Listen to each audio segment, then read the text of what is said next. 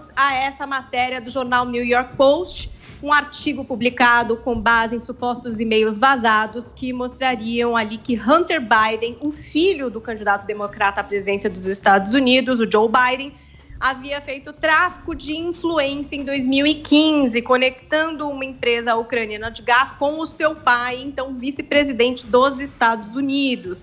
Claro, essa reportagem é uma pedra no sapato do democrata, que está aí às vésperas de uma eleição. E tem algumas pessoas que analisam que também pode ser um ponto positivo para o Trump, porque vocês não se lembram ali daquele pedido de impeachment, ele era todo baseado num pedido do Trump para o presidente da Ucrânia que investigasse essa questão do filho do Biden. Exatamente. Então, se isso se comprova, o Trump teria ali também um reforço na sua credibilidade. Mas tem detalhes importantes também a respeito dessa matéria. Esses e-mails usados para apoiar a reportagem, eles já foram analisados pela Comissão do Senado, que investigou a acusação de tráfico de influência.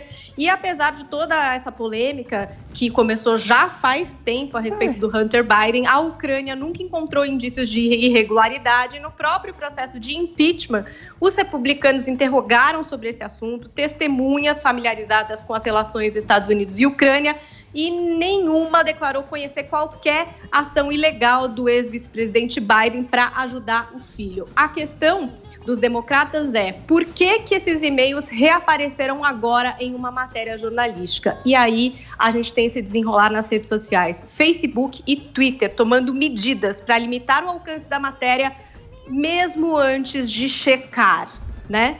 Então, isso, para muitos, é considerado, sim, censura. O Facebook anunciou que reduziria o alcance do compartilhamento da reportagem, mesmo antes da verificação independente, uma medida daí que eles nunca tinham tomado antes e que eles falaram que é algo preventivo. O Twitter foi ainda mais rígido. Ele proibiu qualquer compartilhamento da reportagem, considerando-a insegura, bloqueou o acesso da conta do presidente Donald Trump e da secretária de imprensa da Casa Branca, que supostamente violaram a norma da rede social que proíbe a publicação de matérias obtidas por meio de ação de hackers. Lembrem-se, tivemos aí muitos compartilhamentos dos vazamentos do Wikileaks, do caso Snowden, aqui mesmo do Brasil, da Vaza Jato.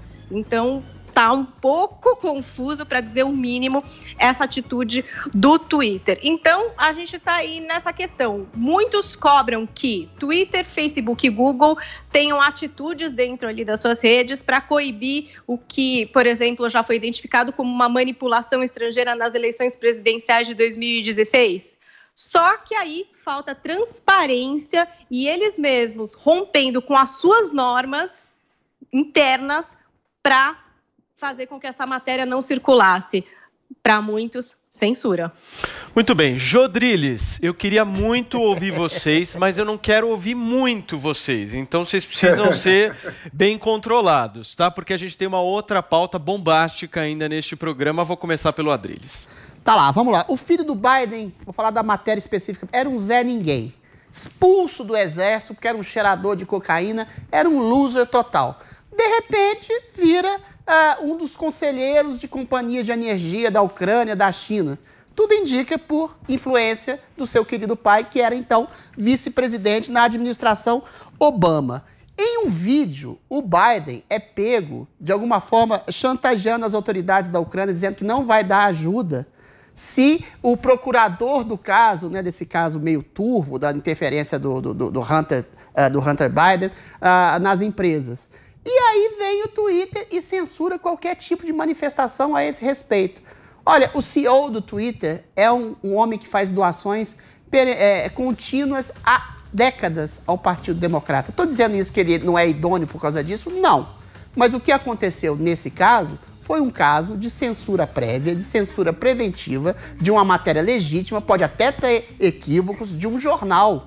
Você proibir, às vésperas das eleições, algo que é grave, que é uma denúncia complexa, complicada, que pode colocar em risco a disputa, que coloca em risco a honorabilidade de um dos candidatos, é muito temerário. A gente poderia fazer assim, mas ele faz isso com todos. Não. com o Trump já teve posts apagados, já teve críticas incisivas, já teve redirecionamentos educacionais, quando o Trump falou, por exemplo, que crianças eram pouco suscetíveis ao vírus, o que era uma verdade completa e inconteste até hoje. Ou seja, existe esse princípio dessa expressão que o Joel adora que eu diga, que é globalismo. Globalismo é exatamente isso. Você tem um princípio hegemônico de uma percepção de mundo que une, que aglutina corporações e nada mais aglomerativo que uma corporação de uma rede social que visa dar liberdade de expressão às pessoas. Tudo bem, nosso Zé Maria sempre fala, mas é uma empresa privada, mas é uma empresa privada que tem por objetivo dar completa transparência e liberdade de expressão às pessoas. Quando você cerceia isso em nome de um princípio, de uma visão de mundo, e é o que tudo indica, é o que está acontecendo, isso se chama censura, isso se chama monopólio de um princípio de verdade que cerceia vozes dissonantes. Não tem outro nome para isso. As redes sociais, de alguma forma, ou, aliás, de toda forma, estão fazendo campanha para Joe Biden. Muito bem, parabéns pelo seu comentário, principalmente pelo tamanho dele. Joel Pinheiro. Vamos lá, vamos distinguir duas questões. O Adrilles trouxe aqui o fantasma do globalismo. Eu achei que ele ia se remeter a ontem, falando do comunismo, que está por todo lugar também, mas acho que pode trocar um termo pelo outro. É quase a mesma coisa. Não é, não. Mas vamos distinguir dois pontos importantes aqui. Um é, quais os méritos e a realidade das acusações contra o candidato à presidência Joe Biden e, paralelamente, ao filho dele, Hunter Biden. Isso já foi bastante investigado por comissões do Senado americano, como a Paulinha já mencionou. Todos esses e-mails estão aparecendo agora e tudo eram conhecidos, eram parte dessas investigações que resultaram num resultado que mesmo os senadores republicanos admitiram que, olha, não tem base nenhuma para acusar Joe Biden, nem mesmo Hunter Biden tem prova aqui de qualquer ilegalidade que ele tenha cometido. Tá? Então, do ponto de vista do mérito, da acusação jurídica, legal, de ter feito algum crime, é zero. Né? Isso aí tudo foi investigado lá atrás, quando o Trump tentou pressionar as autoridades ucranianas a investigar a família Biden, que era o rival político dele, e em troca disso ele ajudaria na política externa ucraniana. Foi o que o Trump propôs ali, isso estava bem aberto ali. Se nem o Trump eles condenaram nessa, acho que quanto menos os outros ali, que têm menos evidências ainda de tudo isso. O segundo ponto é, ok, então não tem mérito nenhum nas acusações. Então por que trazer tudo isso à tona agora, assim, quase às vésperas da eleição? Evidentemente, é uma ação politicamente motivada desse jornal. Um jornal que quer danificar, prejudicar as chances do candidato Joe Biden e quer ajudar o Donald Trump. Então fez essa ação, acho que uma ação do ponto de vista ético muito questionável, muito ruim, a gente sabe que isso acontece, e daí se coloca o problema para as empresas de redes sociais. Essas empresas de redes sociais foram muito criticadas pela postura dela de 2016, em que permitiram que acusações sem base, mentiras, conspirações transcorressem, fossem divulgadas na internet à torto e à direito, influenciando potencialmente o resultado das eleições, sem ter tomado nenhuma atitude para coibir isso. Né? E agora tomaram. Mas tomaram sem transparência. Tomaram de uma forma que deixa parecendo que, só vale para um lado esse tipo de atitude. Tomaram de uma maneira que o Twitter alegou essa regra deles de não ter informação de hacker. Se eu não me engano, a gente divulgou o quanto a gente quis as reportagens do Intercept no ano passado, e que eram com base em informações vindas de hacker.